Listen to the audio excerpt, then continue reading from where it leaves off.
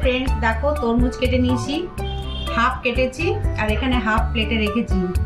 তরমুজটা খুবই মিষ্টি আর ভেতরটা কেমন লাল দেখো, খুব সুন্দর কিন্তু দারুণ টেস্টি। কারা তরমুজ খেতে পছন্দ করো অবশ্যই কমেন্টে জানাবে, আমি কিন্তু খুব ভালোবাসি। আর এই গ্রীষ্মকালে তরমুজ খেতে কিন্তু খুব ভালো লাগে, আমাদের পেট ঠান্ডা রাখে, শরীরও ঠান্ডা লাগে। চলো টাটা, বাই।